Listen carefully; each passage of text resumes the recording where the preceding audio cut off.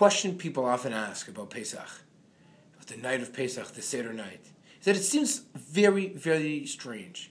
Here we are, sitting in the exile, sitting in Galut, and reclining, like we're in some redemptive moment of some sort. And we sit back, and we drink wine, and we praise God.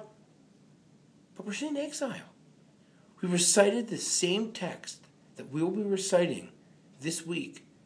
It was the same text that we recited during the Spanish Inquisition, during the Holocaust, during various pogroms.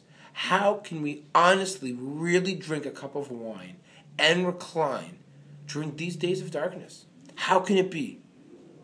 Even a poor person, even a pauper, still must drink wine and recline like he or she is some nobleman or some noblewoman. I think perhaps to really understand what this means, we have to go back to that first seder, the seder that took place in Egypt thousands of years ago. You see, there too the Jewish people were still slaves. They were in exile. They were in Mitzrayim. And there too God told them to go eat, sacrifice the Korban Pesach, the special offering for Passover. And you know they prepared the meat? They prepared it in the most refined way, barbecue. What could be better than barbecue meat? And they ate it dressed in their finest clothing and their finest attire with staves in their hands as a sign of nobility, wearing their shoes. It's not like Toronto, they were allowed to wear shoes in their homes.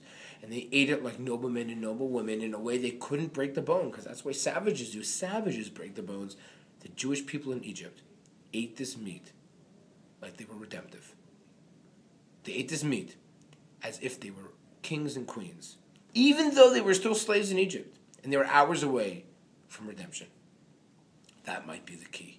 I think the key is the Jewish people ate that meal knowing with a tremendous amount of faithfulness in God and loyalty to the Almighty that they were about to be redeemed.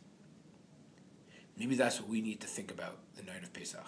That no matter how dark and how difficult and how challenging life can be, whether it's personally or nationally, how sometimes Israel's vilified in the world out there, we know that God is going to redeem us in a few moments. It's just a matter of time. We know it's going to happen. The end of Magid says, Baruch Ata Hashem Ga'al Yisrael. Not that God redeemed us from Egypt, but that right now is a moment of redemption. Right now is a moment of hope. And the night of Pesach is a night of faith, with the ultimate faith in God, that just like He took us out of Mitzrayim, He's going to take us out of our national and our individual tragedies. L'shana haba b'Yerushalayim.